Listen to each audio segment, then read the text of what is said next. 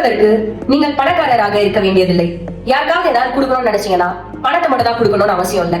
நீங்க உங்களை ஒரு பணக்காரனா உணர விரும்பினால் பணத்தை தாண்டி உங்ககிட்ட என்னென்ன இருக்குன்னு எண்ணி பாருங்க. நீங்களும் ஒரு பணக்காரன் தான். எஸ், பில்கேட்ஸ் கிட்ட ஒரு பத்திரிகையாளர் கேட்கிறாரு, ஐயா உங்களை விட பணக்காரர் யாரையாவது உங்களுக்கு தெரியுமா அப்படின்னு. பில்கேட்ஸ் கோ-ஃபவுண்டர் ஆஃப் மைக்ரோசாஃப்ட், அது மட்டும் இல்லாம உலகத்திலேயே இருக்கக்கூடிய பெரிய பணக்காரர்கள்ல இவரும் ஒருத்தவர்.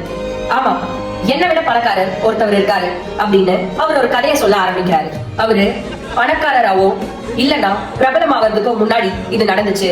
நியூயார்க் விமான நிலையத்துல ஒரு செய்தி விற்பனையாளர், அதாவது நியூஸ் பேப்பர் வித்தவரை பார்த்தேன்னு சொல்றாரு. ஒரு செய்தித்தாள் வாங்க விரும்பினேன், ஆனால் என்னிடம் போதுமான சில்லறை இல்லை என்பதை கண்டுபிடித்தேன். அதை வாங்கி அவரிடமே திருப்பி தரலாம் என்ற எண்ணத்தில் விட்டுவிட்டேன். அவரிடம் சில்லறை இல்லை என்று கூறினேன்.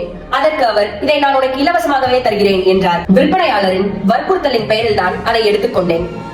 நான் 2-3 மாதங்களுக்கு பிறகு திருப்பி அதே விமான நிலையத்தில் தரையிறங்கினேன். அந்த செய்தியாளரிடம் திருப்பி செய்தித்தாளை வாங்குறதுக்கு என்னிடம் போதுமான சில்லறை இல்லை. அதற்கும் அவர், இதை நான் உனக்கு இலவசமாக தருகிறேன் என்றார். நான் வேண்டாம் என்றேன். அதற்கு அவர், இதை என் லாபத்தில் இருந்துதான் உனக்கு தருகிறேன், எடுத்துக்கொள் என்றார். 19 ஆண்டுகளுக்கு பிறகு நான் பிரபலமாகிவிட்டேன். நான் அவரை தேடி 2 மாதங்களுக்கு பிறகே அவரை கண்டுபிடித்தேன். நான் அவரிடம் சென்று, என்னை தெரியுமா என்று கேட்டேன். அதற்கு அவர், நீங்கள் பில்கேட்ஸ் தானே என்றார். நான் அவரிடம் மீண்டும் கேட்டேன், நீங்கள் எனக்கு ஒரு செய்தித்தாளை இலவசமாக கொடுத்தீர்களே, ஞாபகம் இருக்கா என்று.